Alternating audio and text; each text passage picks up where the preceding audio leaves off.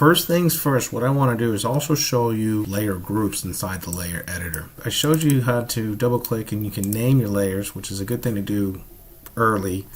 As you duplicate, you can maintain your naming conventions a lot easier. So I did this horse head here with the eraser, and that's a destructive way of actually changing my pixels. I'm going to click on this folder button right here and make a group, and I'm going to call this destructive. And we're going to go over different ways of actually continuing to destroy the pixels versus modifying them in different ways. I'm going to click with my left mouse button and just drag up into the layer group folder. You can see how it has blue lines on the top and the bottom.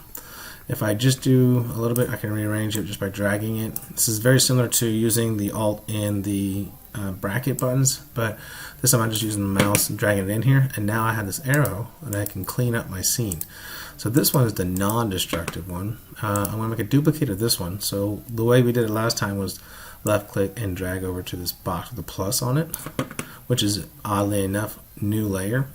The other way we can do it is if I hold Alt and left click and drag up and create a new layer, it'll make a duplicate. And you can see how the naming conventions, as I was saying early, starts to kind of come in handy when you start getting copies 1, 2, and 3.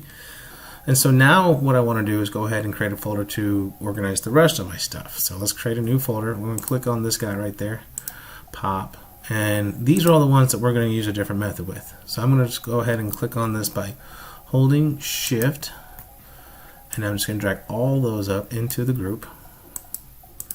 Alright, I'm going to name this one, this is Apple Barrel, and this is Water. That one's going to be a challenge. That may not be the one I use, but we'll see.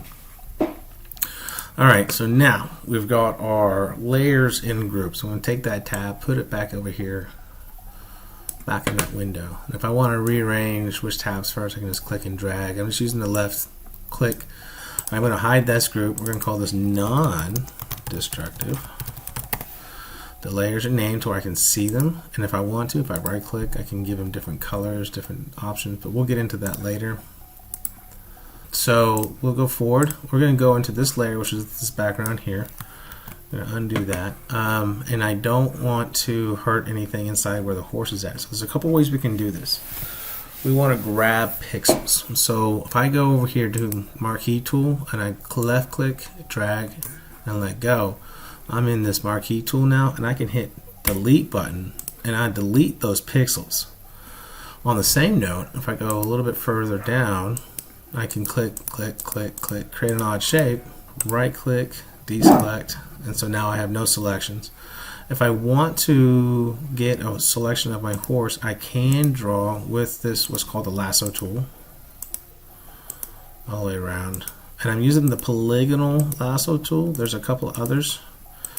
And after a while it gets a little messy and you probably get a little tired and lose focus. So I use this the polygon lasso tool because I can get big odd shaped chunks taken off. And again, moving big strokes first. So now that I have this selected, if I hit delete, it's going to delete the horse. Ah, he's laughing. What we want to do is actually go into select menu up here and hit deselect, to inverse our selection, because we don't want to delete the horse, we want to delete everything around it. So you can see that the marching ants are on the outside. So I hit delete there, and now we've gotten rid of a huge number of pixels. On the same note, we hit magic wand, which is W on the keyboard, and that's a couple of options here, but let's just go ahead and do the magic wand. I'm going to undo what I just did, so I'm going to hit Control Z a couple times.